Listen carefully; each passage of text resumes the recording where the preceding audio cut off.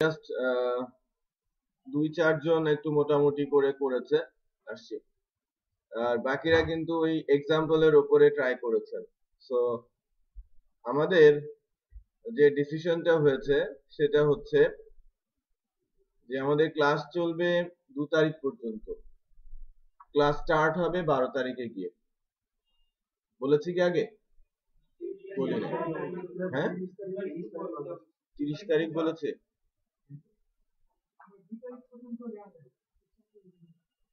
ও আচ্ছা, তাহলে 2 তারিখ পর্যন্ত হবে ব্যাচ 15 এর ক্লাস। সরি, হ্যাঁ, ওদেরকে জানাতে হবে। আপনাদের সঙ্গে তো ফিক্স হয়ে গেছে না? তাহলে 25 আজকে ক্লাস হচ্ছে, সানডেতে ক্লাস হবে, এবং আবার 30 তারিখে ক্লাস হবে। সো আমরা 3টা ক্লাস পাচ্ছি, HTML CSS কম্বাইন্ড। সো আমি আগে থেকে অ্যানাউন্স করছি যে ঈদের পরে 12 তারিখে একটা স্ট্যাটিক প্রজেক্ট জমা দিতে হবে। এটা এক্সাম্পল আকারে হলে হবে না, এটা একটা কমপ্লিট সাইট হতে হবে। যে কোনো সাইটের ক্লোন সাইটও হতে পারে, right, but complete static site. মনে করেন কোন একজন ডক্টরের ওয়েবসাইট আপনি করছেন, তার স্ট্যাটিক সাইট, তার ইনফরমেশন বেসড একটা ওয়েবসাইট। কোন একজন ইঞ্জিনিয়ার, পার্সোনাল সাইট, রাইট, বা কোন একজন প্রফেসর, তার একটা পার্সোনাল সাইট। কোন একটা স্কুল, স্ট্যাটিক ওয়েবসাইট। আমি বোঝাতে পেরেছি? এবং দেখে যেন মনে না হয় যে এটা ওই যে বাড়িতে কুকিজ বানালে যেরকম হয়, কেক বানালে যেরকম হয়, এরকম যেন মনে না হয়। আমরা যারা করেছি ওইটাই মনে হচ্ছে, হ্যাঁ, যেটাকে আমরা বলে থাকি হোমমেড। হোমমেড চেহারাটা থেকে একটু বের হয়ে আসতে হবে, এবং এর জন্য এক্সট্রা টাইম দিতে হবে। ওকে, এক্সট্রা টাইম দিতে হবে। দেখবো, আসি। আমি কি চাচ্ছি বুঝতে পারছেন তো, না? ওকে, তো নেক্সট 12 তারিখ ঈদের পরে আমি এই এক্সাম্পল মানে কাজটা দেখে আমি আসছি। এরপরে আমি ফর্মের কাজ শুরু করব, দেন সিএসএস স্টার্ট করব। বাট তার আগে আমি একটু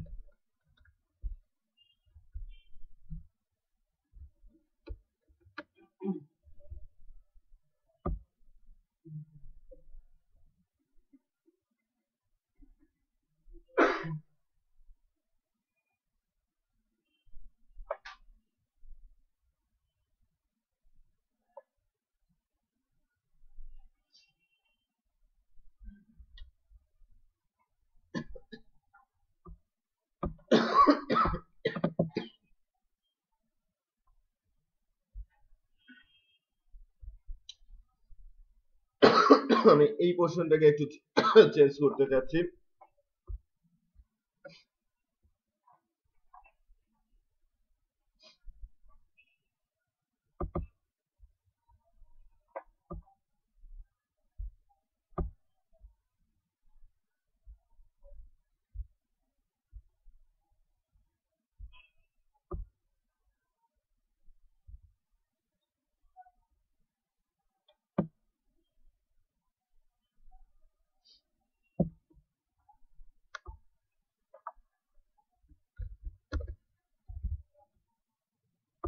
আপাতত এই অংশটুকু ব্লক করে দিচ্ছি ফার্স্ট ইয়ার থেকে। দেখেন, টিয়ারটা আছে, ভেতরে টিডি না থাকাতে রোটাই দেখা যাচ্ছে না। তাহলে রোটা কখন দেখা যাবে? যখন ওর মধ্যে মিনিমাম একটা কলাম থাকবে। ওকে, সো আমি একটা কলাম তৈরি করছি ওই টিয়ারের মধ্যে।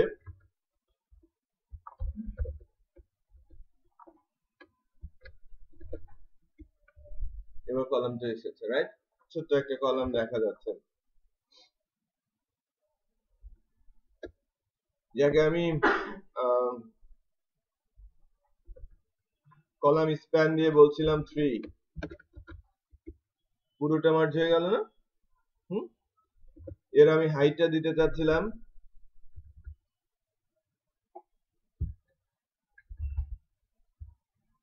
150 পিক্সেল।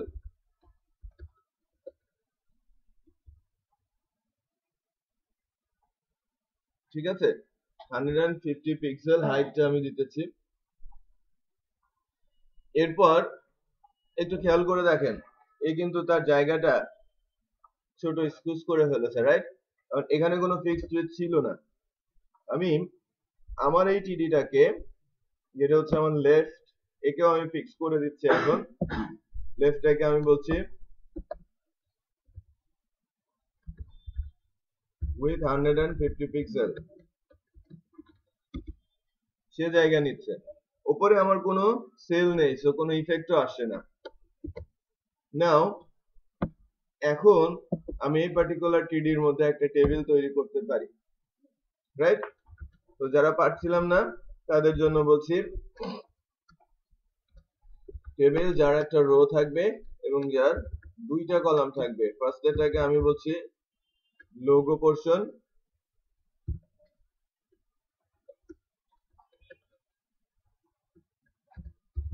আর সেকেন্ড যেটা, এটাকে আমি বলছি ব্যানার। এখন একটু খেয়াল করেন, ছোট্ট একটা টেবিল যার বর্ডার বা আদার্স কোনো কিছু আসে নাই। তো আমি যদি শুধু বর্ডার দেই, বর্ডারটাকে আমি বলছি 1। যদি আমি বলি হাইট 100%, তাহলে কি হবে? 100% হাইট হয়েছে। একটা জিনিস খেয়াল করে দেখেন, এই যে 100% বলেছি, পুরোটা মিশে যাওয়ার কথা ছিল, বাট এই যে গ্যাপটা তৈরি হয়েছে কেন? প্যাডিং আছে না, সেল প্যাডিং আছে 10 পিক্সেল, এই কারণে এই কাজটা হচ্ছে। এরপর আমি বলছি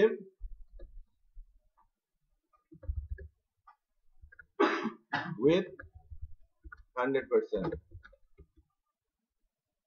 তো ভেতরের সেলটা কিন্তু ভিন্ন শেপে করা যাচ্ছে। এখন এই লোগোর উইথটা লেফটের সাথে উপর কি ডিপেন্ড করে? ডিপেন্ড করবে না, কারণ এটা আলাদা টেবিল, এটা আলাদা টেবিল। ওকে, সো টেবিল দিয়ে বেশ আগে অনেক বেশি কাজ হতো। বলতে পারেন যে 2004-5 পর্যন্ত টেবিলেরই ইফেক্ট মানে ইউজ ছিল সবচেয়ে বেশি। 6 এর পর থেকে ডিপ বেসড এবং টেবিল বেসড লেআউট দুইটাই তৈরি হয়েছে, বাট 8-9 এর পরে এসে টেবিল বেসড লেআউটটা উঠে গেছে। ফিক্স লেআউট যেটাকে বলা হয়, কনসেপ্ট নেই। এটা ডিভাইসের উপরে নির্ভর করে আর কি, ডিভাইস, ব্রাউজার সবকিছু মিলিয়ে এখন ওই ফ্লুইড বা লিকুইডের জন্য আমাদের সিএসএস ড্রিভেন লেআউটটাই অ্যাপ্রোপ্রিয়েট আর কি। হ্যাঁ, ফিক্স লেআউটটা আর ততটা কার্যকারী না। আগে যেরকম রেজুলেশন, ফ্লুইড বলার কারণ হচ্ছে যে কোনো রেজুলেশনে আমার সাইটটা না রেসপন্সিভ ডিফারেন্ট। হ্যাঁ, যে কোনো রেজুলেশনেই সে ফিট করবে। লাইক আমার সাইটটা নির্দিষ্ট কোনো উইথের না, যে ফিক্স যেটাকে বলা 980, সবসময় কি 980 থাকবে। আমার রেজুলেশন যদি হয় 1280, তাহলে মাঝখানে ছোট করে দেখাবে, 1660 হলে আরো ছোট করে দেখাবে।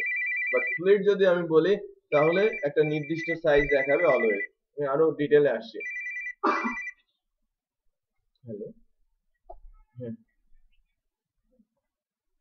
ঢাকা বিধি প্রশ্ন, এটা খারাপ না।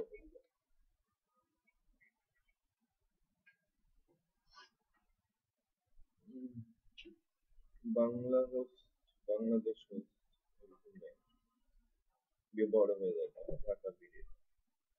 হ্যাঁ, host বাংলা।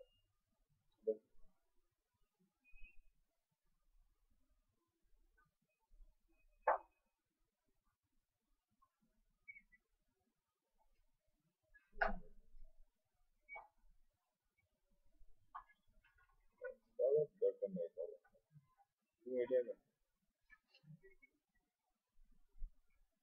হোস্ট পারি না, হোস্ট পারি না, হোস্ট পারি না, এটাই ভালো। হ্যাঁ, হ্যাঁ, ফাইনাল। আচ্ছা।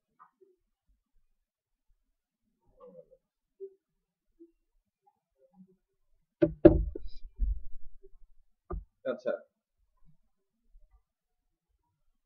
ফ্লুইড লেআউট হচ্ছে এক্সাম্পল দিস, যে কোনো রেজুলেশনে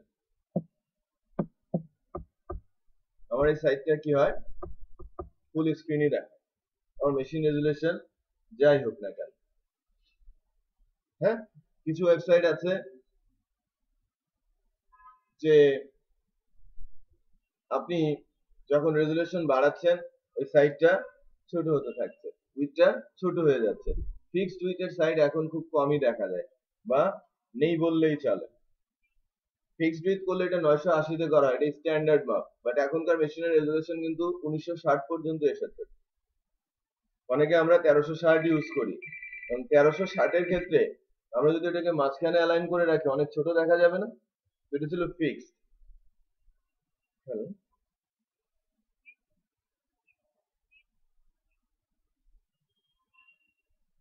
ডট শপ নাকি জি পোস্ট শপ? তাহলে এটাই নিয়ে নাও, এটাই ভালো। হুম, একটু লম্বা হলেও এটা ভালো। হ্যাঁ, এটা নিয়ে নাও। হ্যাঁ, এটা। হুম,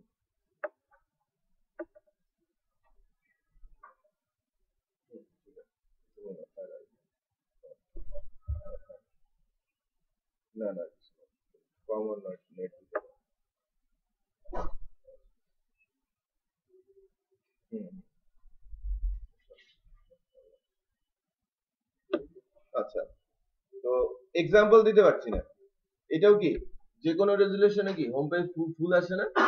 এটাকে বলা হয় কি লিকুইড বা ফ্লুইড।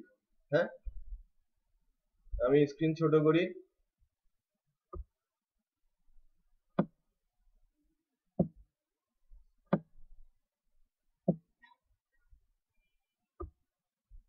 ডেটাগুলো কিন্তু দেখা যাচ্ছে না, খেয়াল করেছেন?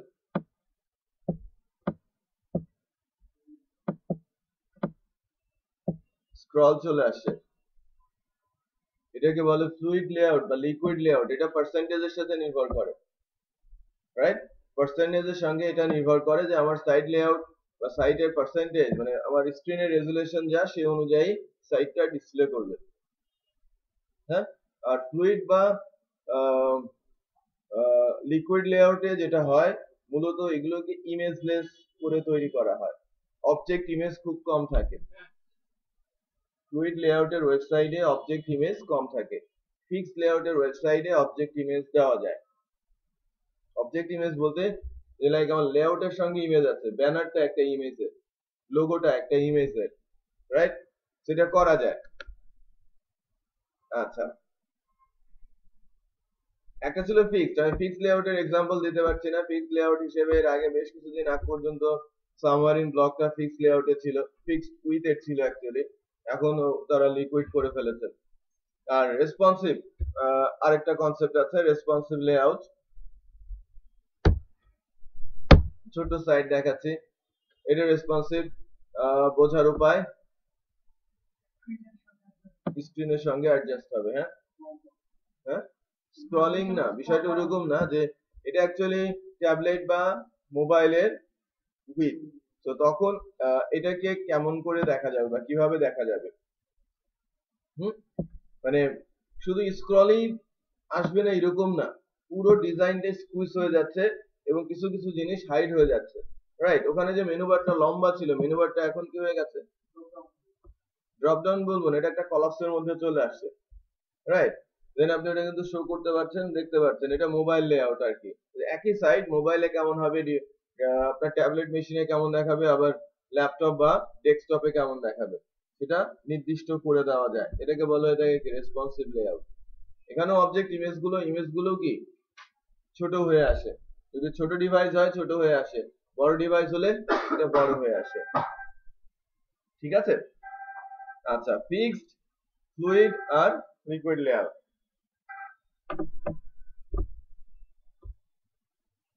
আচ্ছা, আমরা বলছিলাম বেস যে কিভাবে আমরা ডিফারেন্ট উইথ করতে পারি। আর টেবিল দিয়ে ফিক্সড লেআউটই নরমালি হয়ে থাকে, লিকুইডটা খুব কম হয়। বাট লিকুইড লেআউট করার জন্য মূলত উইডথটাকে পার্সেন্টেজে দেওয়া হয়। আমরা যখন টেবিলের মধ্যে টেবিল ইউজ করছি তখন কিন্তু এই পার্সেন্টেজ দিয়েই আমাকে কভার করতে হবে। যে আমি জানি না যে আমার উইডথটা কতটুকু, রাইট? উইডথটা কতটুকু, সেক্ষেত্রে আমরা পার্সেন্টেজ দিলেই সেই উইডথটা সে কভার করে নেবে যতটুকু তার হাতে আছে। আচ্ছা, না আমি এখন যেটা করব আর কি, সেটা হচ্ছে আমরা ফর্ম তৈরি করতে শিখবো, যেটা অত্যন্ত ইম্পর্টেন্ট। হ্যাঁ, আমি যখন পিএসপি প্রোগ্রামিং এ যাব তখন ফর্মটা অনেক বেশি কাজে লাগবে।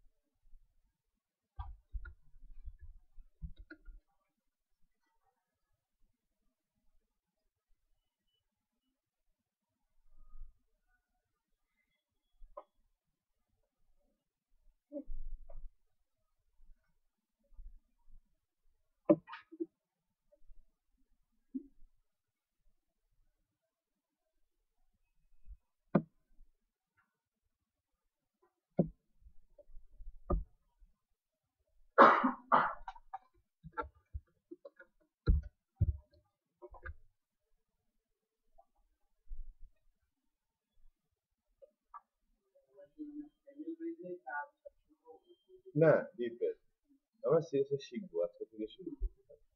টেবিলটা প্র্যাকটিসের জন্য, কনসেপ্টটা ধরানোর জন্য।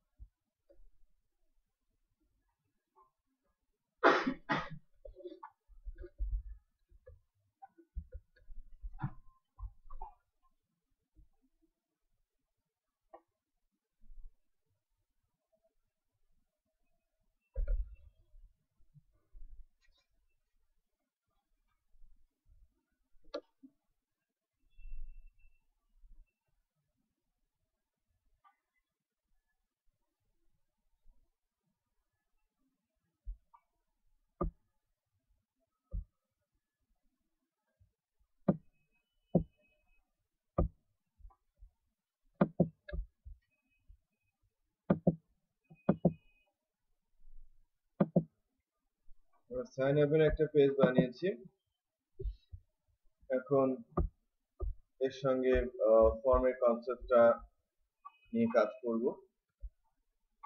আমরা যখন ফেসবুকে অ্যাকাউন্ট খুলেছি, একটা ফর্ম ফিল আপ করেছে না সবাই?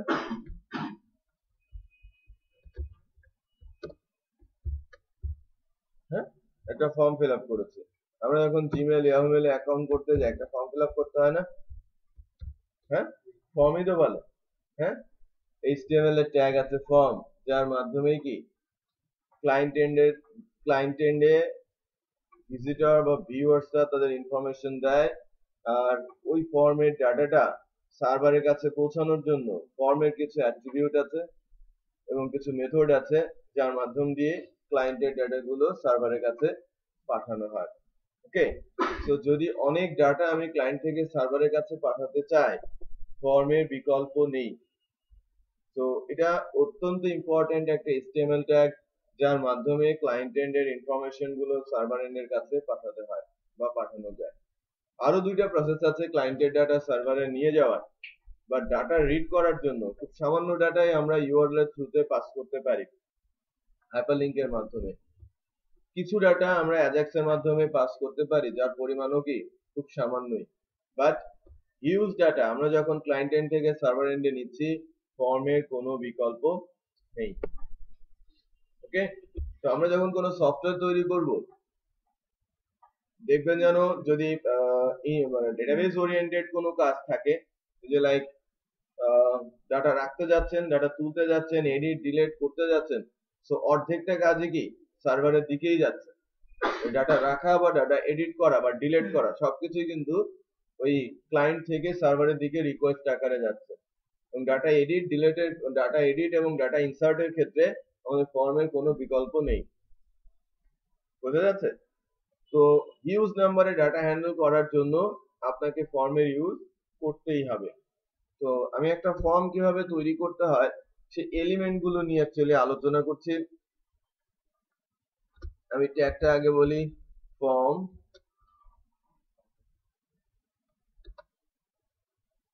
যার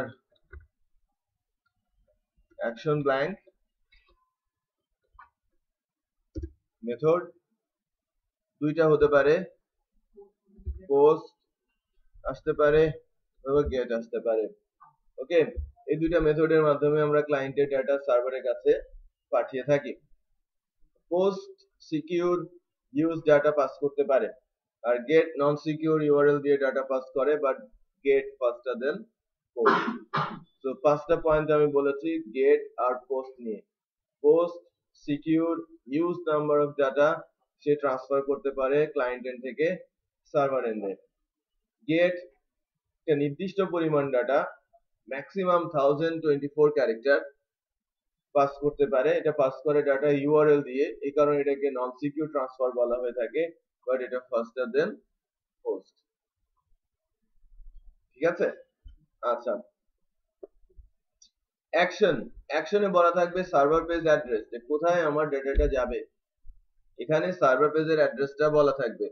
ফর্মে যে ডাটাগুলো দেয়া হবে, আমি যখন সাবমিট বাটন প্রেস করব বা সেভ বাটন বা রেজিস্টার বাটন, বাটনের নাম যাই হোক না কেন, আমি প্রেস করব, ডাটাগুলো চলে যাবে কোথায়?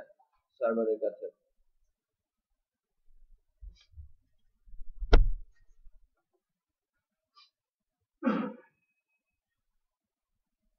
বোঝা যাচ্ছে না? সুইচটা একটু বন্ধ করে দাও।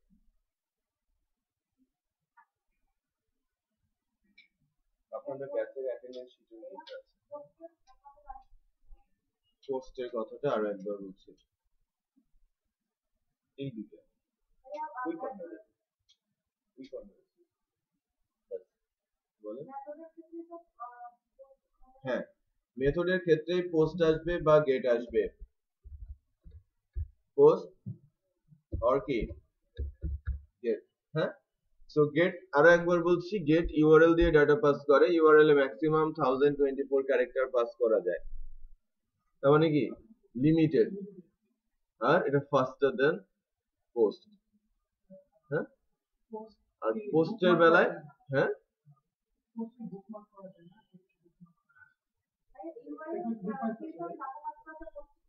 সরি না, পোস্ট সিকিউর ওয়েতে যায়, হিডেনে। হ্যাঁ, পোস্ট হিডেনে যায়, হিউজ নাম্বারে ডাটা যায়। বুকমার্কিং ইস্যুটা এখানে আসে না। হ্যাঁ, যে ডাটা ট্রান্সফার কনসেপ্টে বা ফর্মের সাথে থাকে না, এটা এটা ডিফারেন্ট জিনিস। যে আপনি পোস্ট দিয়ে বা গেট দিয়ে যখন ডাটা পাঠিয়েছেন, সো এটাকে আপনি গেটে বুকমার্কিং করতে পারেন, ইউআরএলটা রয়ে যায়, আর পোস্টে ইউআরএল দিয়ে ডাটা থাকে না। সো ওইটা আগে থেকেই বলা যা হচ্ছে যে ওই আগের রুলস থেকে, যে একজন ইউআরএল এ ডাটা পাঠায়, আরেকজন কি হিডেন এ ডাটা পাঠাই। সো পোস্টেডটা কিন্তু বুকমার্কিং এ থাকবেই না। আচ্ছা, এখন আমরা ফর্মটা তৈরি করার চেষ্টা করি।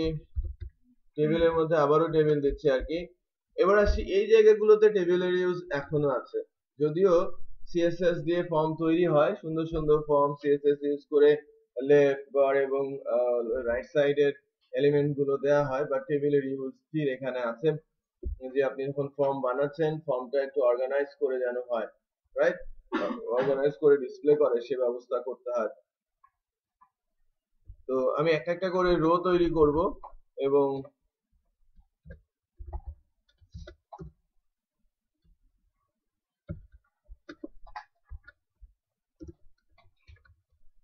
এলিমেন্ট গুলো দেখানোর চেষ্টা করব। লাইক ফার্স্ট তে আমার নেম আছে, নেম লেখার জন্য একটা ইনপুট বক্স প্রয়োজন পড়ে, তাই না? ইনপুট বক্স প্রয়োজন পড়ে না? আচ্ছা, সো আমি ইনপুট বক্সটা বানানোর তো চেষ্টা করছি।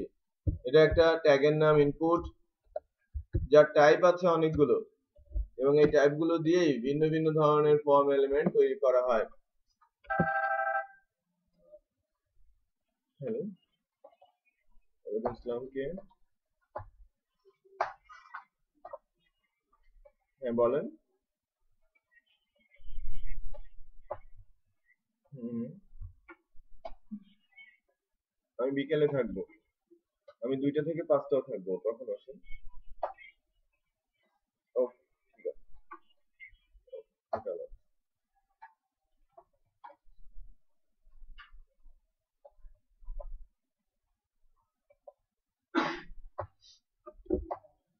সো এখানে যেগুলো আছে একটু খেয়াল করেন, এগুলোকে বলা হয় ইনপুটের টাইপ, এবং প্রত্যেকটা ইনপুটের টাইপই কিন্তু কোনো না কোনো কিছু এক্সিকিউট করে। এখানে ছিল 11টা ছিল পুরনো, আর বাকি যা এসেছে সবই নতুন। হ্যাঁ, এর মধ্যে নতুন কিছু আছে মান্থ, ডেট, এইগুলো, রাইট? টাইম, এগুলো। হ্যালো, জোরে খোদা, হ্যাঁ হ্যাঁ হ্যাঁ, বলো। হ্যাঁ হ্যাঁ, নোট।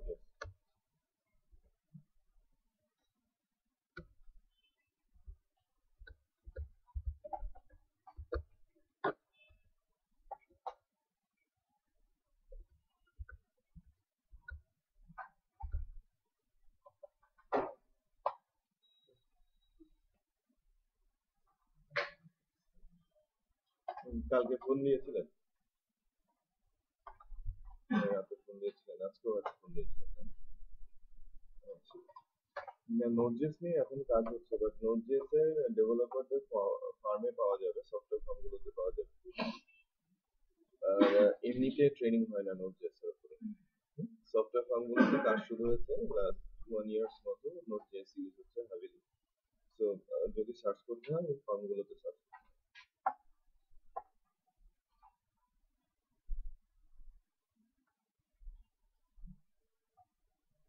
আপনি নোড.জেএস এ যান, নোড.জেএস এর পোর্টেবল অ্যাপ্লিকেশন তৈরি করা যায়, মোবাইল বেসড অ্যাপ্লিকেশনগুলো নোড.জেএস এর মাধ্যমে হচ্ছে আর কি, HTML5 CSS3 দিয়ে। হ্যাঁ, সো আপনি ইয়েতে যান, নোড.জেএস ওয়েবসাইটে যান, এবং টিউটোরিয়াল আছে বেশ কিছু, ইয়েতে ইউটিউবে দেখলাম, খান একাডেমিতে আছে।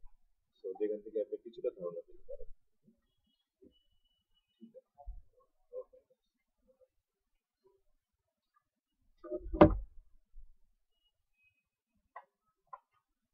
আচ্ছা, নেমটা রাখা অত্যন্ত ইম্পর্টেন্ট।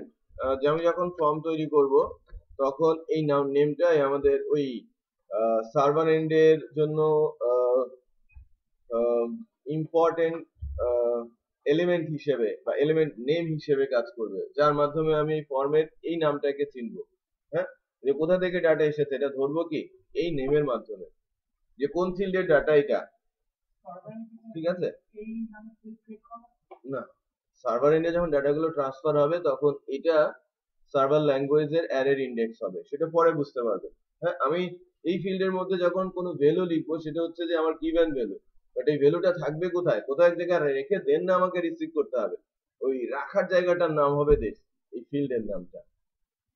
যেখানে গিয়ে ডাটাটা রিসিভ হবে, ক্লায়েন্ট থেকে ডাটা সার্ভার এন্ডে রিসিভ হবে, এবং রিসিভ ডাটা নিয়ে আমাকে কাজ করতে হবে। তো যেখানে ডাটাটা যাচ্ছে, আমি যা লিখছি সেটা ভ্যালু, আর ডাটাটা গিয়ে জমা হবে যে জায়গাটাতে, তার নামটা হবে এই নামটা। ঠিক আছে, সো আপাতত দেখি যে কি হচ্ছে। যে নেম আর একটা ইনপুট বক্সের মতো এখানে এসেছে। আচ্ছা, এটাকে আরেকটু অর্গানাইজ করে নেই, ভিজিবল করে নেই।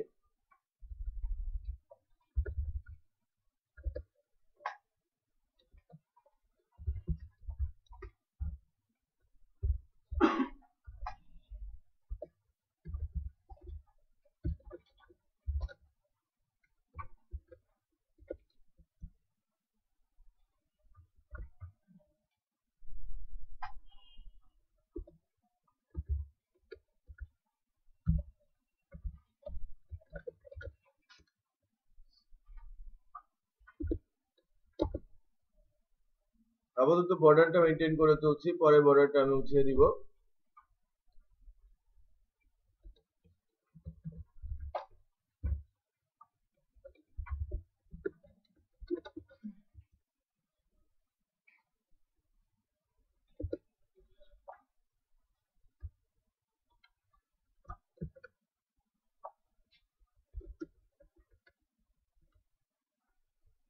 এরপর আমি যেটা নিচ্ছি, ইমেল অ্যাড্রেস, ইমেল অ্যাড্রেস, ইনপুটের টাইপ আমি কি বলছি, ইমেল।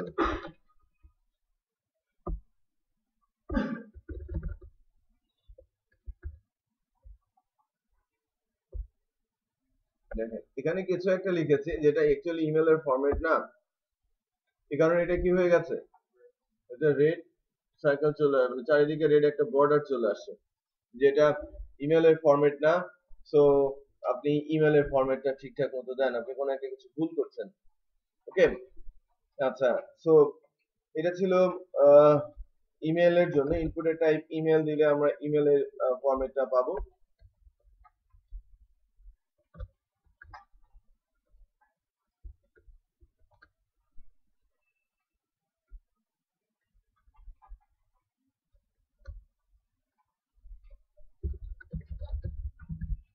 পাসওয়ার্ড, ইনপুটের টাইপ হবে পাসওয়ার্ড,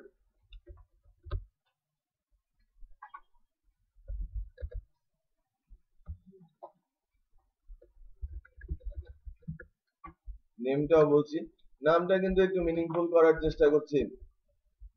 দেখেন পাসওয়ার্ড যখন বলছি তখন এটা ডটেড আসছে। ওকে, সো পাসওয়ার্ড গুলো একটু হিডেন দেখা যায়, হাইড করা অবস্থায় দেখা যায়। ঠিক আছে, এই কারণে আমরা পাসওয়ার্ড দিচ্ছি। এখন ইনপুটের টাইপ পাসওয়ার্ড দেওয়াতে এটা হাইড অবস্থায় চলে আসে।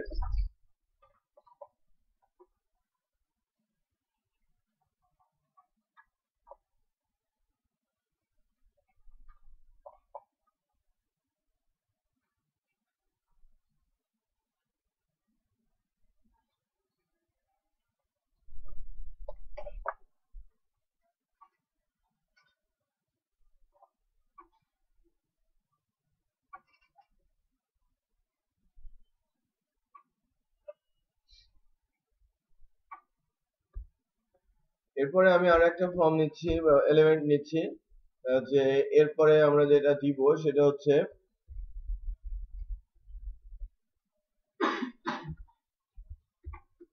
Date of birth.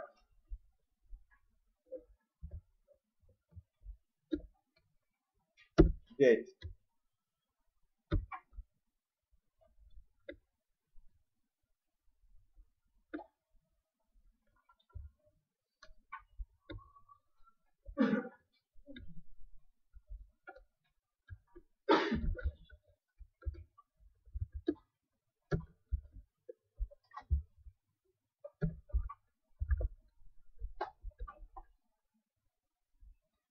এবার একটু খেয়াল করি যে এখানে যখন আমি ডেট বলেছি, জাস্ট একটা ইনপুট বক্স এসেছে, তেমন কোনো ইফেক্ট কিন্তু বোঝা যাচ্ছে না।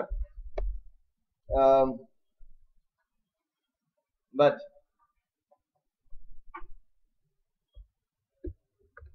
here আস্তে আস্তে করে এখান থেকেই পার্থক্য শুরু হচ্ছে।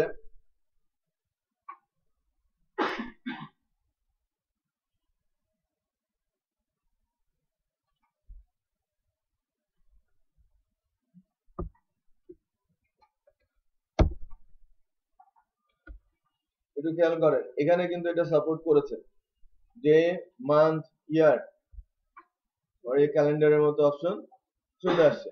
এটা গুগল ক্রোম দিচ্ছে, বাট মজিলা এটা সাপোর্ট করছে না। তো এটা অ্যাকচুয়ালি HTML5 এর অ্যাট্রিবিউট। জেনারেল যে অ্যাট্রিবিউট গুলো আছে, জেনারেল অ্যাট্রিবিউট গুলোর মধ্যে আছে যে like text, password, image, file, radio, checkbox, reset, button, submit. হ্যাঁ, এছাড়াও আরো তিনটা এলিমেন্ট আছে যেটা ছিল জেনারেল। এখন ইমেলটাও জেনারেল হয়েছে।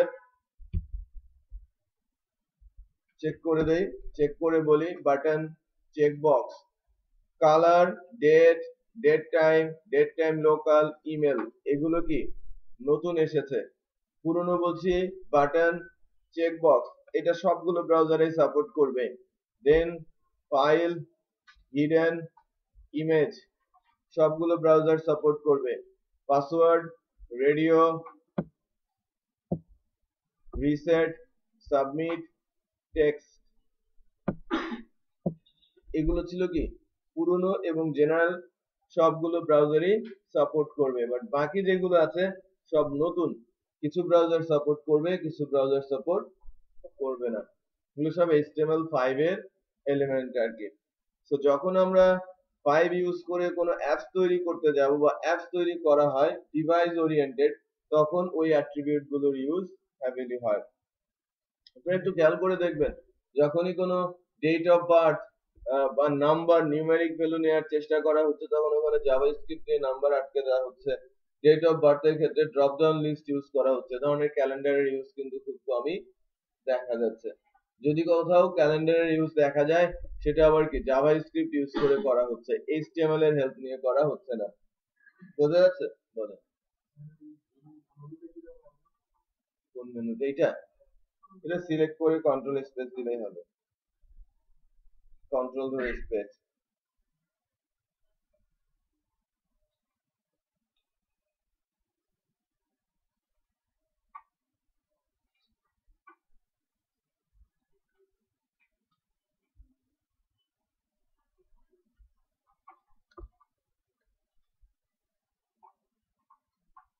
তাহলে ডেটটা সাপোর্ট করছে কোথায়? ক্রমে, অপেরাতে সাপোর্ট করবে, সাফারিও প্রবাবলি করবে, বাট আইই তে সাপোর্ট করবে না, মজিলাতেও সাপোর্ট এটা করে না। আচ্ছা,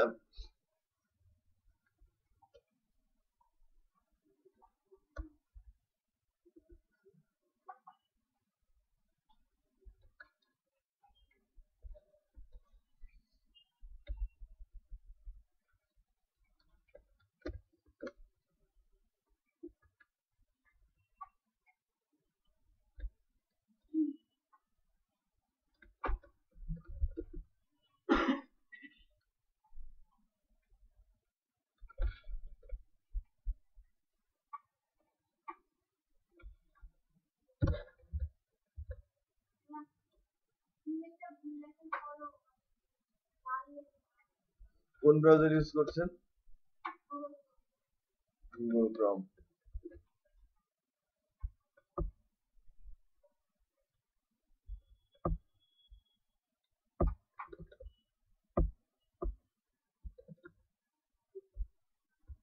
ঠিক আছে, সমস্যা নাই। ওকে, এটা এটা এই ওই ইফেক্টটা, যে রেড কালারের ইফেক্টটা এসেছে, এটা মজিলার ইফেক্ট। হ্যাঁ, আর গুগল ক্রমে আপনি ভুল লিখলেও ইফেক্ট নেই, বাট আপনি যদি এখানে ক্লায়েন্ট এন্ডের ভ্যালিডেশন দেন, যে লাইক আমি যদি বাটন প্রেস করি দেন অ্যালার্ট করতে বলবো, সেক্ষেত্রে সে করবে। হ্যাঁ,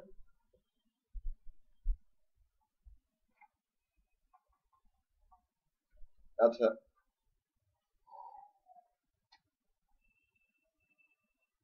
তো আমি অ্যাড্রেসটা নিচ্ছি, অ্যাড্রেসটা মাল্টিপল লাইনে হয়ে থাকে তাই না, বা একাধিক বা লাইনের ডাটা যদি আমি নিতে চাই, যে অনেক ডাটা আমি নিতে চাচ্ছি, টেক্সট এরিয়ার মাধ্যমে আমরা নিতে পারি। ডিফল্ট আমি যখন টেক্সট এরিয়া লিখেছি তখন এরকম একটা বক্স এসেছে 2 লাইন লেখার মতো করে।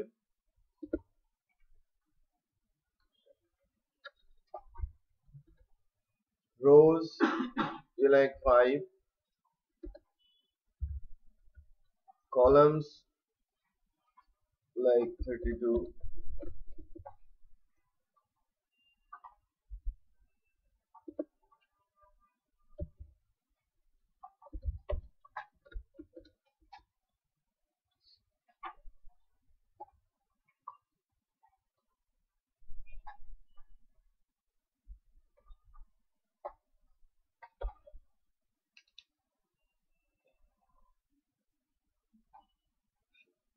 so width আর height কিন্তু বাড়ানো যাচ্ছে তাই না।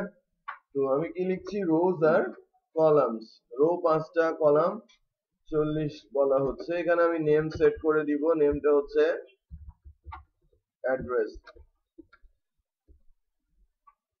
আমি ইনপুট বক্সের একটা নেম, এই ফিল্ডের জন্য একটা নেম সেট করে দিয়েছি। আচ্ছা, এরপরে আমরা যে অ্যাট্রিবিউটটা দেখব, মানে কমন কিছু অ্যাট্রিবিউট দেখে নেই আর কি, তারপরে ছোটখাটো আদার্স যে অ্যাট্রিবিউট গুলো আছে সেগুলো দেখব।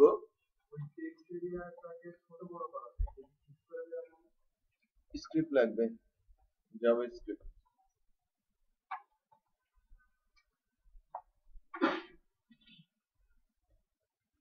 আচ্ছা, এবার আমি আসি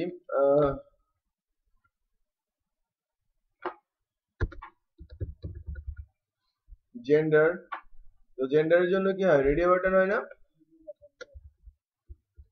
input type radio, name gender.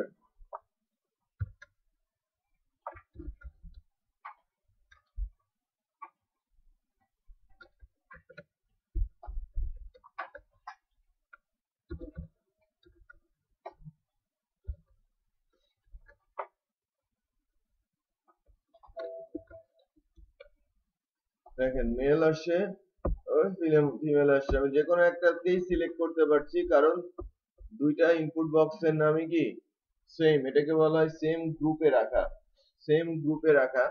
So grouping করা হয়েছে। আমি যদি চেঞ্জ করে দেই, দুইটা নাম ডিফারেন্ট করে দেই, তখন আর এটা গ্রুপে থাকবে না। আপনি চাইলে যে কোনো তাকেই সিলেক্ট করতে পারেন। সো রেডিও বাটন যখন থাকে পাশাপাশি, তখন এটাকে এক গ্রুপে রাখার জন্য যতগুলো রেডিও বাটন থাকে সবগুলোর নাম সেম রাখা হয়। এবার আসি, আমরা উপরের দিকে যে ফিল্ড গুলো দেখেছি সবগুলো জায়গাতেই লিখার অপশন আছে, বাট রেডিও বাটনে কি লিখার অপশন আছে? নেই। সিলেক্ট করার অপশন আছে। সিলেক্ট করলে কি ভ্যালুটা সার্ভারের কাছে যাবে সেটা কিন্তু আমাদের বলে দিতে হবে ইউজিং অ্যাট্রিবিউট ভ্যালু।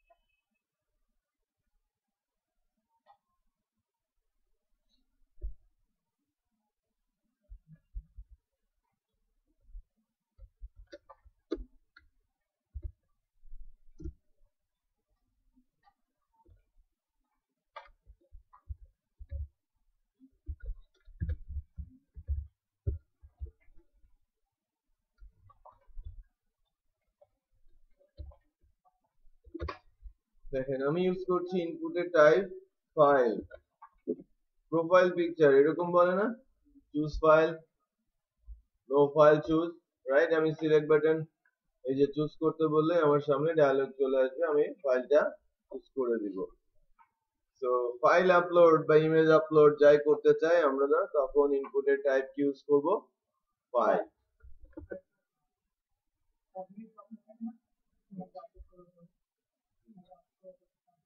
না, সাবমিটটা সবার শেষে থাকবে। টোটাল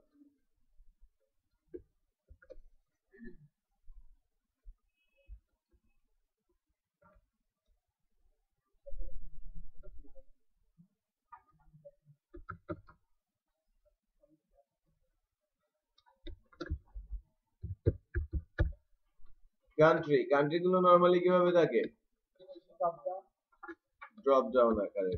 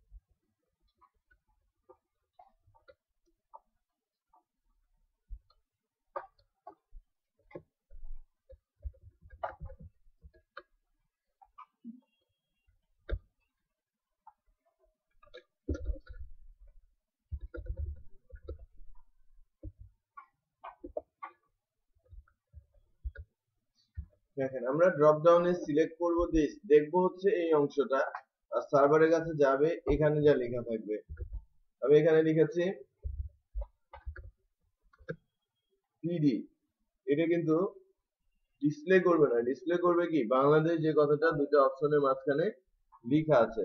তো সিলেক্ট এটা কম্বো তৈরি করবে, ছোট্ট একটা কম্বো তৈরি করবে।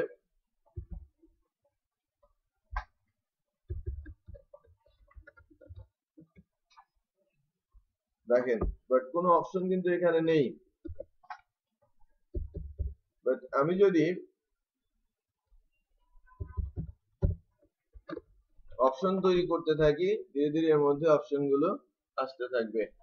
তো আমার সিলেক্ট কান্ট্রি এটা একটা অপশন, বাট এটা সিলেক্ট করলে কোনো ভ্যালু সার্ভারে যাচ্ছে না।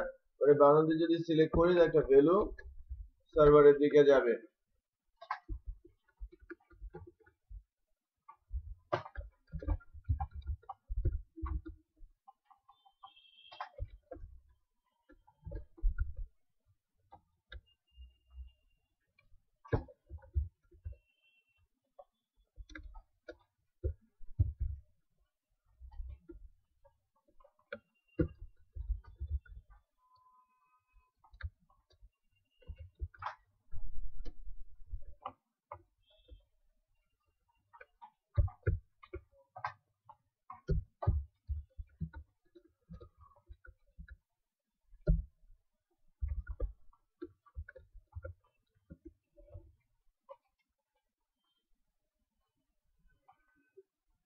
ঠিক আছে, সবগুলো অপশন চলে আসছে। আমি যখন যেটাকে সিলেক্ট করতে চাচ্ছি আমি সেটাকে তখন সিলেক্ট করতে পারি।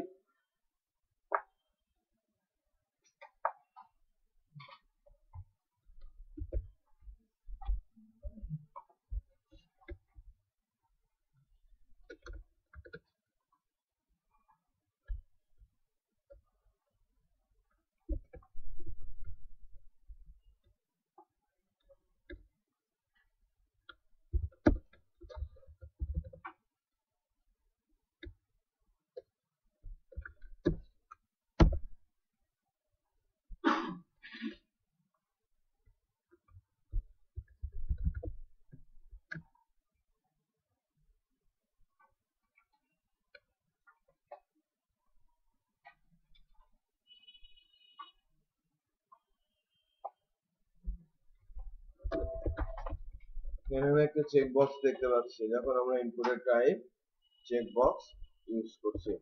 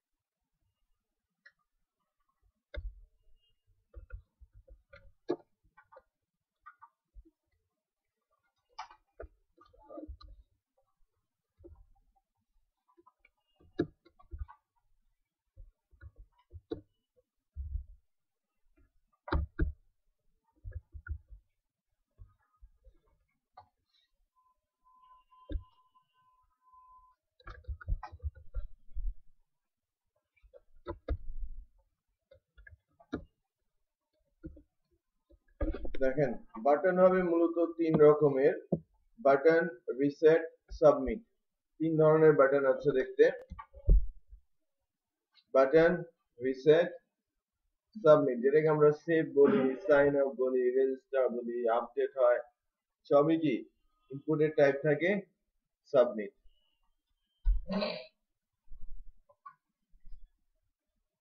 আচ্ছা, তো বাটন কোথায় ইউজ হয়? আমাদের যে বাটন লিঙ্ক গুলো আছে, হ্যাঁ, আমাদের যে বাটন লিঙ্ক গুলো আছে ওই জায়গাগুলোতে বাটনের ইউজ আছে। যে বাটন লিঙ্ক বা এই যে মেনু বাটন গুলো, এই জায়গাগুলোতে কিন্তু বাটন ইউজ করা হয়ে থাকে। HTML বাটন CSS দিয়ে অনেক সুন্দর করে করা যায়। তো বাটন ট্যাগের উপরে আপনি CSS অ্যাপ্লাই করবেন, তার background colour, four colour, text colour, সুন্দর বাটন ইমপ্লিমেন্ট হবে। কিছু কিছু অ্যাকশন জাভাস্ক্রিপ্ট দিয়ে করা হয়, সেক্ষেত্রে ওখানে এই ইনপুটের টাইপ বাটন ইউজ করা হয়ে থাকে। ওকে, রিসেটটা কেন?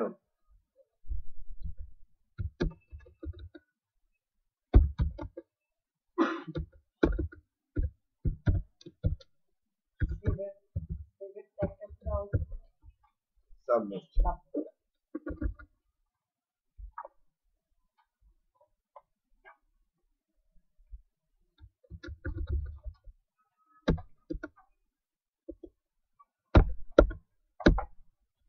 দেখেন, আমি মনে করেছি যে একটা ফর্ম ফিল আপ করছি, যে ইনফরমেশন দিয়ে ফর্ম ফিল আপ করার ইচ্ছা, আমি এটা না করে ভুল ইনফরমেশন দিয়েছি, সো এটাকে ক্লিয়ার করে দিতে চাচ্ছি। রিসেট বাটন প্রেস করলে সব ক্লিয়ার হয়ে যাবে।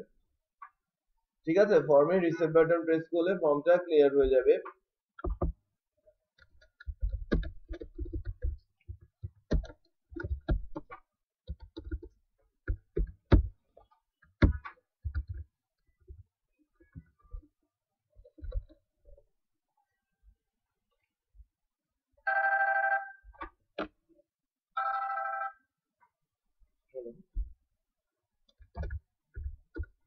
হ্যালো,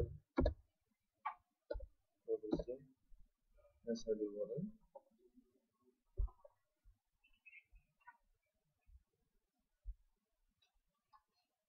আপনি 5 মিনিট পরে, হ্যাঁ হ্যাঁ, 5 মিনিট পর, 5 মিনিট পর।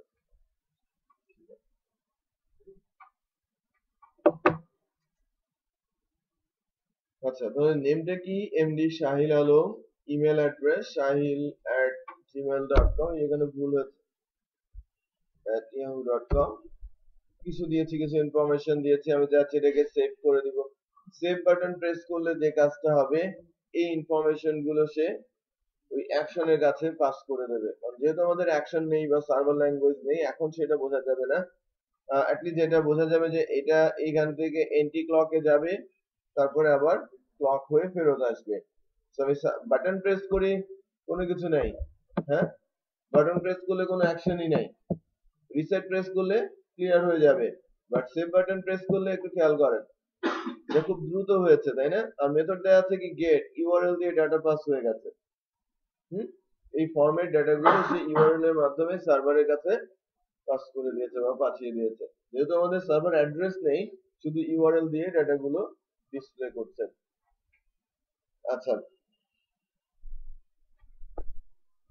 সো ফর্ম নিয়ে কিছু ভেরি বেসিক বিষয় আমরা দেখলাম, যেটা আমাদের একটু ভালো মতো করে শিখতে হবে।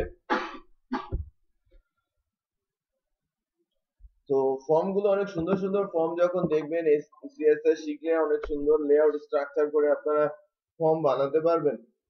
বাট মোস্টলি ইউজ এলিমেন্ট গুলো কিন্তু এগুলোই। বাট এছাড়াও কিছু এলিমেন্ট বা অ্যাট্রিবিউট কিন্তু আমরা টাইপের মধ্যে দেখেছি, তাই না? অ্যাট্রিবিউট ভ্যালু দেখেছি না? টাইম আছে, ডেট টাইম আছে, উইক আছে, নাম্বার আছে, এগুলো আমরা একটু ইউজ করে, কালার আছে, কি সেগুলো বা আউটপুট কেমন আসে, ডিসপ্লে কি দেয়, সেটা একটু দেখে নেওয়ার চেষ্টা করব, এবং সেটা এখনই আমরা একটু দেখব। হ্যাঁ, আমি ইনপুট টাইপের প্রায় 5-7টা 7-8টা ট্যাগ কিন্তু বাদ দিয়ে রেখেছি। তো একটা ইনপুট বক্স করে তার টাইপ গুলো চেঞ্জ করে বিভিন্ন ব্রাউজার চেক করে দেখেন যে কার আউটপুট কি আসছে আর কোন ব্রাউজার সাপোর্ট করছে, কোনটা সাপোর্ট করছে না। ওকে,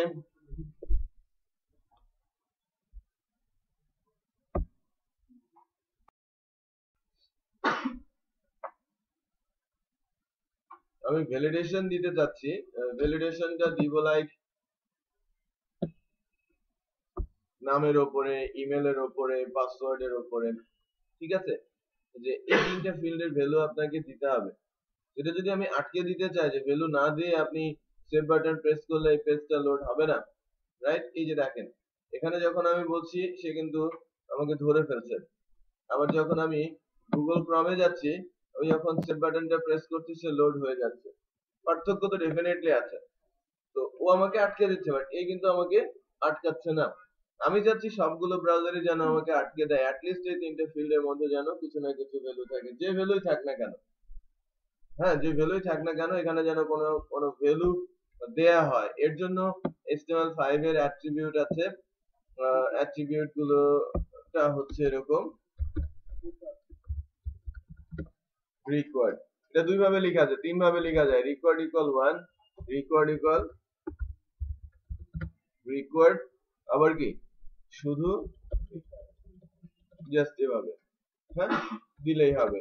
সো আমি যখন রিকোয়ার্ড বলেছি, এবার যখন আমি বাটনটা প্রেস করছি তখন আমাকে বলছে please fill this field, this field. So please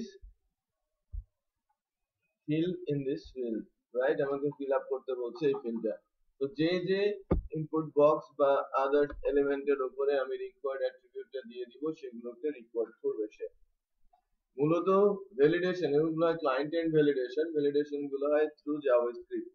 তো জাভাস্ক্রিপ্ট যখন শিখবো তখন আমরা জাভাস্ক্রিপ্টের ভ্যালিডেশনটা দেখারও চেষ্টা করব।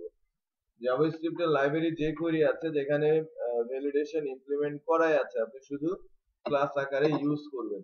জাভাস্ক্রিপ্ট ফাইল লিংক করে ক্লাসগুলো কল করে দেবেন, অটোমেটিক ভ্যালিডেশন ওয়ার্কিং হবে। তো করা আছে, কিছু কাজ করা আছে যেগুলো আপনি ইউজ করছেন আর কি। সো এর ইউজ গুলো আমরা দেখবো। সো বেসিক লেভেলে একটা HTML এর মধ্যে আমরা যে বিষয়গুলো প্রাথমিকভাবে জানার চেষ্টা করি, যে কিভাবে স্ট্রাকচার দাঁড় করানো যায়, কিভাবে ইমেজ দেওয়া যায়, কিভাবে মেনু লিঙ্ক তৈরি করা যায়, কিভাবে কন্টেন্ট লেখা যায়, কিভাবে ফর্ম লেখা যায়, এগুলো আমরা কিন্তু জেনে ফেলেছি। HTML5 এর image, audio, video, caption, summary, detail, ঠিক আছে, ডেটা লিস্ট, যে ট্যাগ গুলো আছে সেগুলো আরেকটু আমরা আরেকটা ক্লাসে একটা নির্দিষ্ট সময় দেখে ফেলবো। সো এরপরে আমি 10 মিনিট সময় দিচ্ছি একটা রিফ্রেশমেন্টের জন্য। একটু সকাল ইয়ে করে আসেন, আপনারা একটু ঘুরে ফিরে আসেন, দেন আমি পরের 50 মিনিট আলোচনা করব সিএসএস এর উপরে। বেসিক লেভেল সিএসএস স্টার্ট করব, তারপরে আমরা নেক্সট ক্লাসে সিএসএস বেস লেআউট তৈরি করব এবং আদার্স প্রপার্টি গুলো দেখব, এবং পরের ক্লাসেও কন্টিনিউ হবে কি সিএসএস। ঠিক আছে, সাথে সাথে HTML টার উপরে এসেই তো অ্যাপ্লাই করব, তাই না? সো HTML এবং CSS প্যারালাল চলবে। ওকে, সো 10 মিনিটস এর একটা ব্রেক।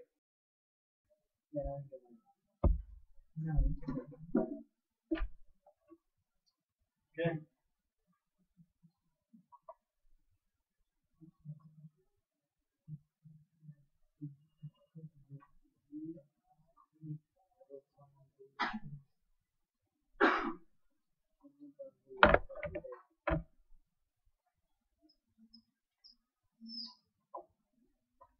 সিএসএস, আমরা সিএসএস নিয়ে আলোচনা করছি। সিএসএস টা কি? আমরা অ্যাকচুয়ালি লাস্ট 3 ডেজ স্কেলেটন তৈরি করেছি। এখন আমাদের কাজ হচ্ছে ওটাকে কিছুটা ফার্নিশ করতে শেখা, রাইট? বা করতে শেখার প্রপার্টি গুলো রপ্ত করা, রাইট? তো সিএসএস প্রপার্টি বেসড একটা ল্যাঙ্গুয়েজ। এইচটিএমএল যেমন tag based language, CSS property based language. Like আমি কালার চেঞ্জ করব, তার প্রপার্টিটা কি? কালার। কালারের অনেক ভ্যালু আছে না, কোলন দেওয়ার পর তার ভ্যালু দিতে হয়। হ্যাঁ, HTML tag based, CSS property based. CSS কি? তার কাজ ডিফাইন করা থাকবে যে আমাকে এটা এটা করতে হবে।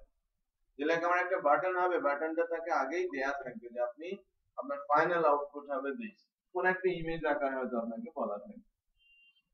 মানে যখন ডিজাইন হয় 2-3টা প্রসেসে ডিজাইন হতে পারে। এক, ক্লায়েন্ট বললো আপনার মতো করে আপনি ডিজাইন করেন, রাইট? আপনি আপনার মনের মাধুরী মিশিয়ে ডিজাইন করবেন, তাকে দেখালেন, অ্যাপ্রুভ হলে হলো, না হলে সে চেঞ্জ রিকোয়েস্ট দিলে চেঞ্জ করবে। 2, সে আপনাকে একটা ইমেজ পাঠিয়ে দেবে, পিএনজি টাইপের ইমেজ, ফটোশপ ইমেজ বা ইলাস্ট্রেটর এআই ইমেজ আপনাকে পাঠাবে, এআই ফাইল আপনাকে পাঠাবে, বলবে যে এটার মতো করে আমার ওয়েব পেজ তৈরি করে দাও। ওখানে কি কোথায় কি বসবে, কোনটা লোগো কি, তার ব্যানার বাটন গুলো দেখতে কেমন, ভেতরের কন্টেন্টের কালার কি, তার ব্যাকগ্রাউন্ড কালার কি, সাইড বার কেমন, ফুটার কেমন, সব করে দেওয়া। আপনাকে জায়গাগুলো আস্তে আস্তে করে HTML CSS এ মানে ওয়েব পেজে কনভার্ট করতে গেলে HTML CSS এ নিয়ে আসতে হবে।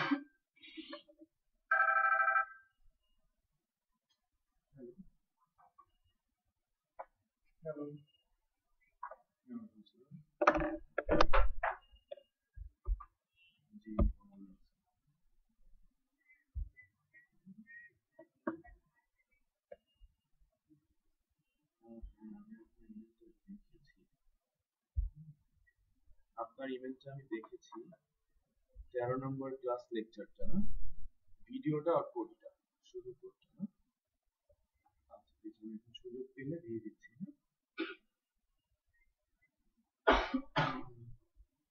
হার্ডলি দরকার না। আচ্ছা, ঠিক আছে, আমি ট্রাই করছি।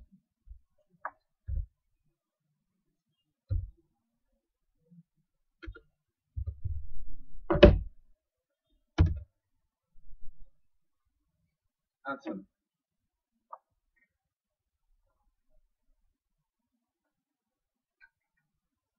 কি বলা হচ্ছিল যে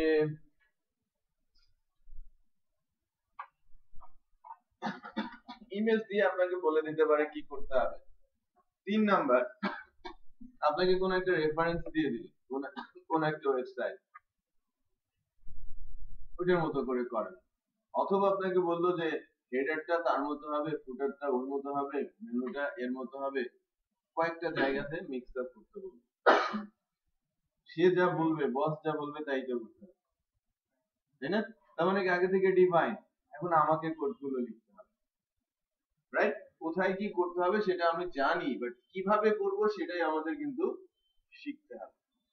বুঝা যাচ্ছে? এই জন্য এটাকে বলা হচ্ছে প্রপার্টি বেসড নয়, বাট ক্লাস ধরে ধরে আগানো। এখন তো সিএসএস অনেক বেশি ইজি হয়ে গেছে, ফ্রেমওয়ার্ক চলে আসে সিএসএস এর, লাইক বুটস্ট্র্যাপ চলে আসে, তাই না? তো বুটস্ট্র্যাপ দিয়ে আপনি খুব সহজেই কি সুন্দর সুন্দর ডিজাইন, যেটা রেসপন্সিভ হয়, হ্যাঁ রেসপন্সিভ হয়, সবকিছু করে ফেলা সম্ভব হচ্ছে। মেনু, ড্রপ ডাউন মেনু বা লেআউট স্ট্রাকচার সবকিছু সুন্দর করে ক্লাস বানানো আছে, আপনি শুধু কি করবেন? কল করবেন। বাট ফ্রেমওয়ার্ক শেখার আগে আমাদের কিন্তু বেসিক লেভেলের ধারণাগুলো থাকলে ইউজ করে বুঝতে পারবেন, আর ইউজ করাটাও অ্যাপ্রোপ্রিয়েট হবে। আচ্ছা, তো আমরা সিএসএস যখন বলছি, সিএসএস এর কাজ সম্পর্কে আমরা কিন্তু বুঝলাম যে আমাদের যে লেআউট স্ট্রাকচারটা আছে এটাকে সুন্দর করে ডিসপ্লে করার জন্যই মূলত আমাদের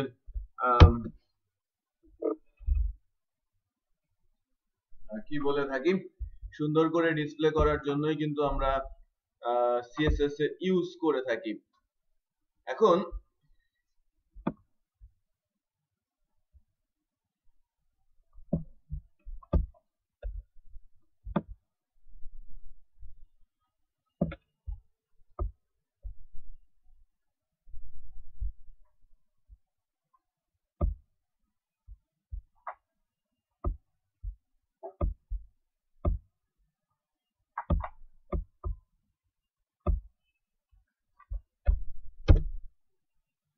সিএসএস টাকে আমি যদিও বলছি এটা একটা property based markup language, but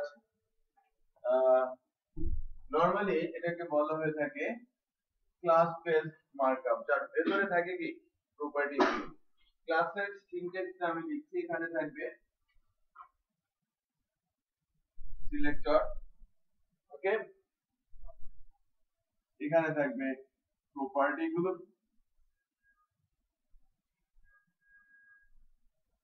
কলম দিয়ে থাকবে, ঠিক আছে, নাম্বার অফ ভ্যালু প্রপার্টিজ এখানে আসতে পারে, আর সবগুলো প্রপার্টি একটা নামের এগেইনস্টে থাকবে, রাইট? আর ওই নামটাই অ্যাপ্লাই হবে কার উপরে, কি HTML এর উপরে। মনে করেন কোন একটা প্যারাগ্রাফ যার টেক্সটের কালার আমি চেঞ্জ করে দেব, তার ব্যাকগ্রাউন্ড কালার আমি চেঞ্জ করে দেব, বা ফন্টের ফ্যামিলি আমি চেঞ্জ করে দেব, বা ফন্টের সাইজ আমি চেঞ্জ করে দেব, বাকি সবগুলো জায়গাতে ঠিক থাকবে, ওই পার্টিকুলার প্যারাগ্রাফটাই শুধু চেঞ্জ হবে। এখানে একটা ক্লাস লিখবো আর ওই ক্লাসটা অ্যাপ্লাই করে দিব ওই ট্যাগের উপরে, বোঝা যাচ্ছে? সো সিএসএস এর কাজ মূলত HTML কে কন্ট্রোল করা। সিএসএস এর কাজ ডিজাইন সেন্স থেকে HTML কে কন্ট্রোল করা। HTML ট্যাগের পাওয়ার বাড়ানো যায়, আবার চাইলে HTML ট্যাগের পাওয়ার সিএসএস এর মাধ্যমে কমানো যায়।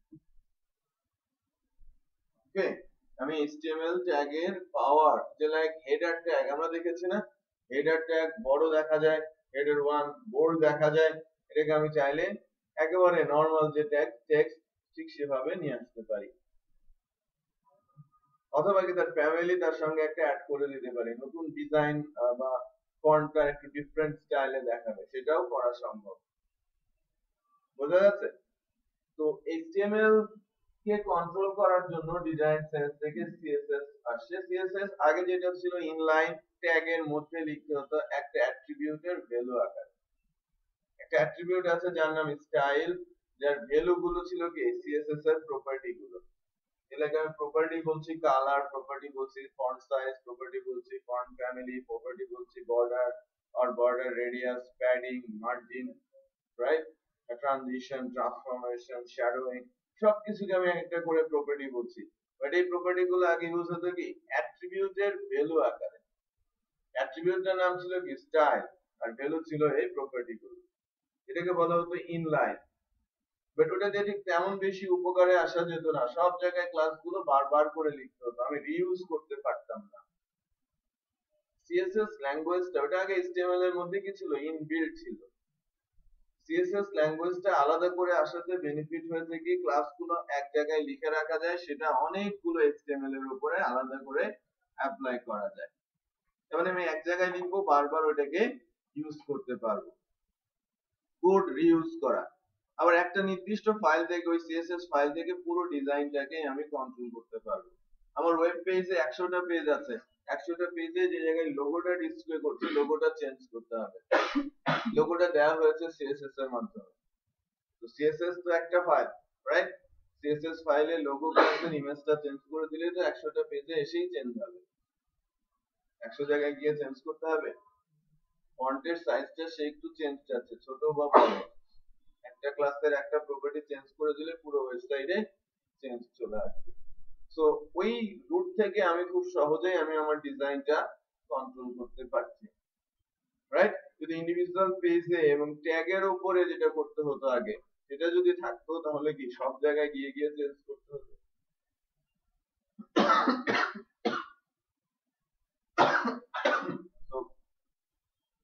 সিএসএস এর ক্লাসগুলো লেখার একটা নির্দিষ্ট উপায় আছে, এটা একটা স্ট্রাকচারের নাম। সিএসএস এর ক্লাস লেখার একটা স্ট্রাকচারের নাম, এটা ক্লাস নেম, এটা হচ্ছে প্রপার্টি, এবং এটা হচ্ছে তার ভ্যালু।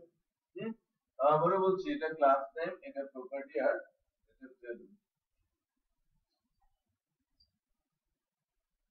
এক্সাম্পল ক্লাস যদি আমরা লিখি, আর সিএসএস আমরা কোথায় লিখবো? সিএসএস মূলত দুই জায়গায় লেখা যায়, ক্লাস আকারে ডট সিএসএস ফাইলে, অথবা ডট এইচটিএমএল এর মধ্যে, স্ক্রিপ্ট ট্যাগ, সরি স্টাইল ট্যাগের মধ্যে। এইচটিএমএল ফাইল আমি যে HTML ফাইলগুলো লিখছি তার ভেতরে স্টাইল ট্যাগ দিয়ে আমি CSS এর ক্লাস লিখতে পারি। আবার আমি আলাদা করে CSS লিখতে পারি .css ফাইলে। তো আমরা প্র্যাকটিক্যালি দেখছি। আজকে আমরা অন পেজে HTML ফাইলের মধ্যে দেখার চেষ্টা করব।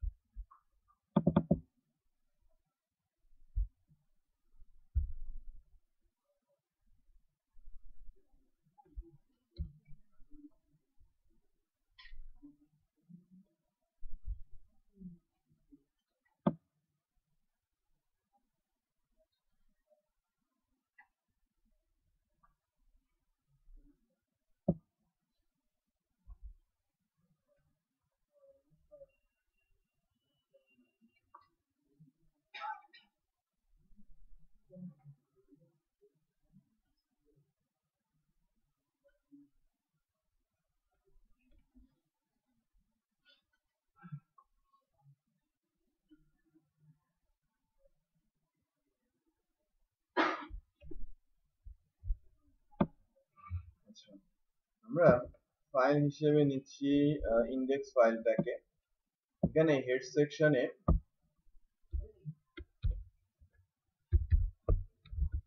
স্টাইল একটা ব্লক তৈরি করছি। টাইপটা আমি বলছি টেক্সট আর সিএসএস। এই যে এনভায়রনমেন্টটা, এই ট্যাগের মধ্যে মাঝে যে জায়গাটাতে আমাদের কার্সারটা বিট করছে, এই জায়গাটাতে আমরা লিখতে পারবো সিএসএস, রাইট? এখানে কিন্তু আবার এইচটিএমএল এর ট্যাগ লেখা যাবে না, এজ এ চাইল্ড ট্যাগ। এনভায়রনমেন্টেই কি এখন সিএসএস। সো আমরা যখন কোন একটা পার্টিকুলার পেজের ভেতরে সিএসএস লিখবো, এই ক্লাসগুলো শুধু এই পেজের ভেতরে ইউজ করা যাবে। অ্যাডভান্টেজ একটা আছে যে ট্যাগের উপরে লিখলে অন্য কোথাও ইউজ করা যায় না, বাট যদি আমি স্টাইল ট্যাগের মধ্যে ক্লাস আকারে লিখি তাহলে এই পেজের অন্যান্য জায়গাগুলোতে আমি সেটা ইউজ করতে পারবো, রাইট? আচ্ছা, এটাকে যদি আমরা সিএসএস ফাইলে লিখি সেক্ষেত্রে অনেকগুলো ফাইলের সঙ্গে লিংক করে সেটা আবার ইউজ করতে পারবো।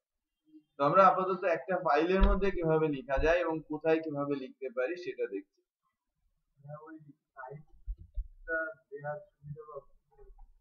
এটা ডিক্লেয়ার করা, HTML কে বলে দেওয়া যে এখানে আমি CSS লিখব, রাইট? আদারওয়াইজ সে ট্যাগ আকারে জানবে, এটাকে স্টাইল ট্যাগ আকারে সে নেবে, এক্সিকিউট করবে সবকিছুই, বাট পারফরম্যান্সটা বেটার করার জন্য, যেভাবে যে জন্য আমরা লিখেছিলাম দিস ডক টাইপ HTML। হ্যাঁ, আচ্ছা, তো এখানে আমি একটা ক্লাস লিখতে যাচ্ছি। আমার এখানে একটা প্যারাগ্রাফ আছে, আমার প্যারাগ্রাফে আমি চাচ্ছি যে আমার ফার্স্ট যে প্যারাগ্রাফটা আছে, এই যে প্যারাগ্রাফটা যেটা দেখতে পাচ্ছি, এই প্যারাগ্রাফের উপর একটা ক্লাস অ্যাপ্লাই করব। ফন্ট এর কালারটা আমি চেঞ্জ করে ফেলব। ওকে, বাই ডিফল্ট ফন্ট কালার কি আমাদের ইন্ডেক্স ফাইলের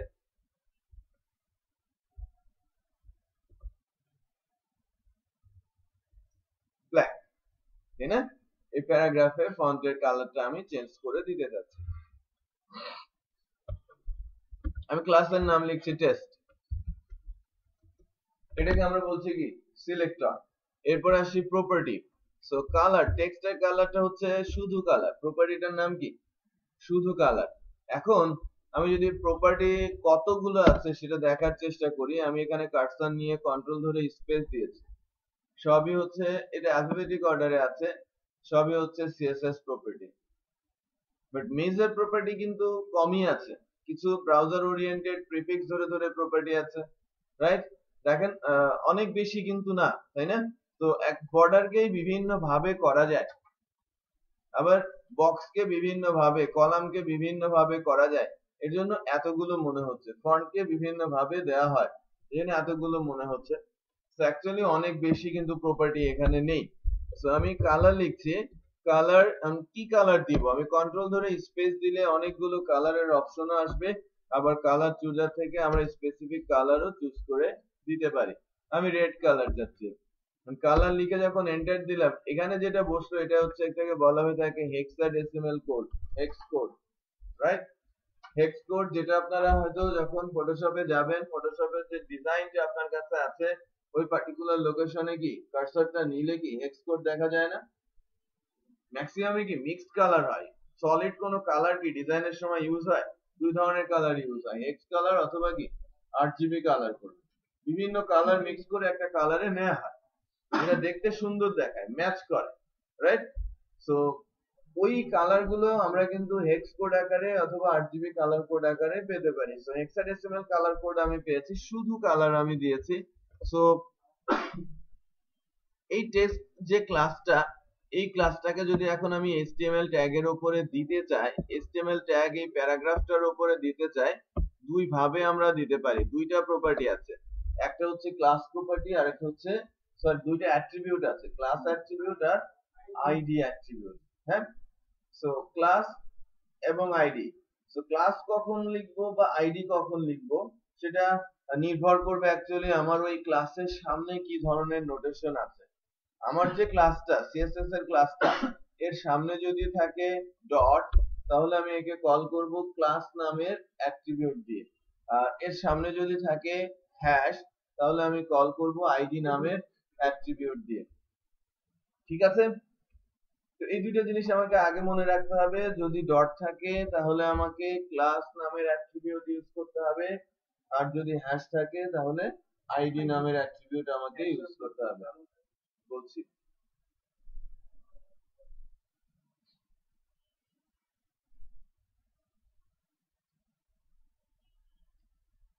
হ্যাশ আর ডট কখন ইউজ হয়? আইডি গতদিন একটু বলছিলাম এটা ইউনিক হতে হয়। তো কোনো একটা ক্লাস যার সামনে হ্যাশ লেখা থাকবে, এটা দিয়ে যেটা ডিক্লেয়ার করা হয় যে এই ক্লাসটা হবে এই পেজের মধ্যে একেবারে ইউনিক, রাইট? ওই পেজে একবারই তার ইউজ হবে, একটা পার্টিকুলার ডকুমেন্টে একবারই সেই ক্লাসটা ইউজ হবে। একাধিকবার ইউজ করা যাবে, সিএসএস এন্ড থেকে এরর হবে না, বাট এটা এইচটিএমএল এন্ড এর এরর জেনারেট করবে। বাট কনসেপ্টটা কি, যখন আমি কোনো ক্লাসের সামনে হ্যাশ লিখবো বা ডিজাইনার হ্যাশ লিখে দেবে, আমরা ডেভেলপাররা ওই ক্লাসটা একটা পেজে একবারই ইউজ করব। ডট এর অ্যাট্রিবিউটটার নাম কি? ক্লাস, যার ভ্যালু সিমিলার 100 বারও যদি হয় একটা পেজের মধ্যে, সেক্ষেত্রে এইচটিএমএল এর কোনো সমস্যা নেই। তো সেক্ষেত্রে আপনি ডট ইউজ করবেন ক্লাসের মধ্যে। যে ক্লাসটা একই পেজে একাধিকবার আসতে পারে সেই ক্লাসটার সামনে কি হবে? ডট। আর একবার করার জন্য হ্যাশ। ওকে, আচ্ছা, মূলত যখন লেআউট স্ট্রাকচার করা হয়, যে লাইক আমি লোগো বানাচ্ছি, ব্যানার বানাচ্ছি, মেনু বানাচ্ছি, সবগুলো কি ইউনিক না? বা left side bar, content, right side bar, footer, এই জায়গাগুলোতে হ্যাশের ইউজ হয়। প্যারেন্ট ক্লাসগুলো, বড় ক্লাসগুলো, ভেতরের ক্লাসগুলো সব কি হয়? Dot class. পার্থক্য বোঝা যাচ্ছে? তো হ্যাশ ক্লাস কোনগুলো আর ডট ক্লাস কোনগুলো?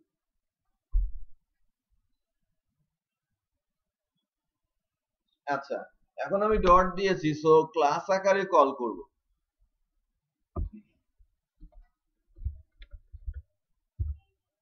যে টেস্ট চলে আসে,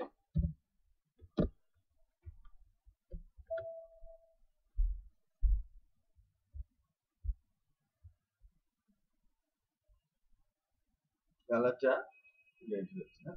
আমি যদি এখন বলি যে না, ওই ক্লাসটার ভেতরে আমি প্রপার্টি গুলো অ্যাড করতে থাকবো,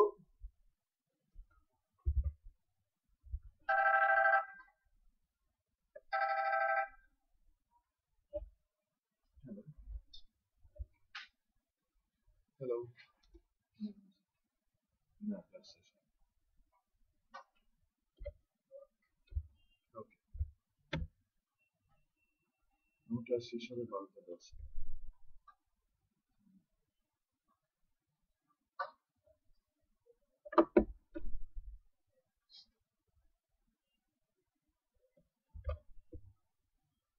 আচ্ছা, কালার দিস, ফন্ট সাইজ আমি 24 পিক্সেল বলেছি। ফন্ট সাইজ কি বেড়ে গেছে না?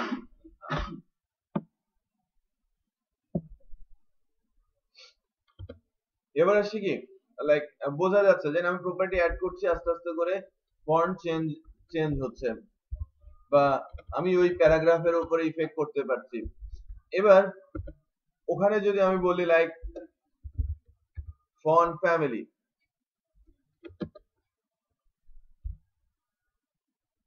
কার্সিভ, ডিফারেন্ট ফন্ট হয়েছে। নরমালি সান শরীফ থাকে, শরীফ আর সান শরীফ। সো এখন যেটা হলো সেটা কি? কার্সিভ।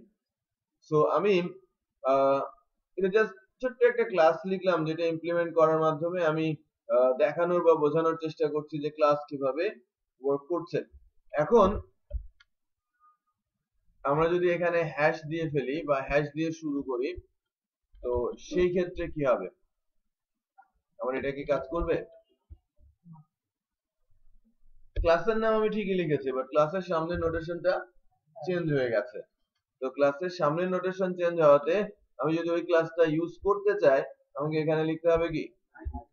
যেহেতু হ্যাশ দেওয়া আছে, আমাকে আইডি লিখতে হবে। আবার ফেরত পাচ্ছি। ওকে, গুড। সো ইনার ক্লাসগুলো, যেগুলো ছোট ক্লাস, ইনার ক্লাস, এগুলোকে আমরা ডট দিয়েই নরমালি করে থাকি। এবার আসি প্লিজ, যে আমি লেফট সাইডে রাখ পর্যন্ত ছিল কি blank, that means star. Left সাইডটা ছিল কি ব্ল্যাঙ্ক, স্টার। তো যে কোনো ট্যাগের উপরে এটা অ্যাপ্লাই করা যেত, বাট আমি যদি এখন এভাবে লিখি, নির্দিষ্ট করে দিচ্ছি যে এই ক্লাসটা শুধু হেডার ট্যাগের উপরেই কাজ করবে এবং হেডার 1 এর উপরেই কাজ করবে, সকল হেডারের উপরে না, শুধু হেডার 1 এর উপরে ক্লাস আকারে কল করা যাবে।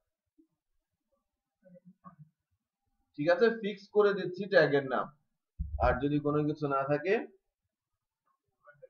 যে কোনো ট্যাগের উপরে এটা অ্যাপ্লাই করা যাবে। তার মানে আমি এখন পর্যন্ত তিনটা রুলস বলেছি। এটা ডটের ক্ষেত্রেও যে রুলস, হ্যাশের ক্ষেত্রে সেম রুলস।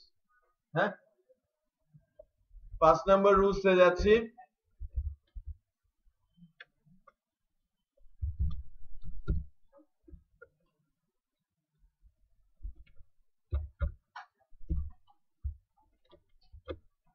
দেখেন 5 নাম্বার রুলসটা বলছি, বডি এটা একটা ট্যাগের নাম, রাইট? এবং এর ব্যাকগ্রাউন্ড কালার হিসেবে আমি কি বলেছি, গ্রে। সো কালার কয়েক ভাবে দেয়া যায়, এটা তো হেক্স কোড, আর এটা আমি ডিরেক্ট কি কালারের নাম লিখে দিয়েছি। চেক করি আমাদের পেজটা, পুরো পেজটা গ্রে হয়ে গেছে। আমি কিন্তু ক্লাসটা কল করতে হয় না, কারণ কি ক্লাসের নামই কি ট্যাগের নামে। সো ট্যাগের নামে ক্লাস থাকলে এটা অটো এক্সিকিউট হয়। দ্যাট মিন্স আমি যখন ক্লাস লিখি, ক্লাস প্রপার্টি গুলো ট্যাগের ব্রেইনের মধ্যে অটোমেটিক ঢুকে যায়, সেখান থেকেই সে এক্সিকিউট হয়। বোঝা যাচ্ছে? যখন ট্যাগের নামে ক্লাস লিখছি, ওটাকে কল করে দেওয়ার প্রয়োজন নেই, অটোমেটিক সেটা অ্যাপ্লাই। ওকে, সো অনেক ক্লাস দেখবেন যেটাকে বলা হয় থাকে জেনারেল ক্লাস, যে ট্যাগের নাম, ট্যাগ আসলেই চেহারাটা এরকম হয়ে যাবে।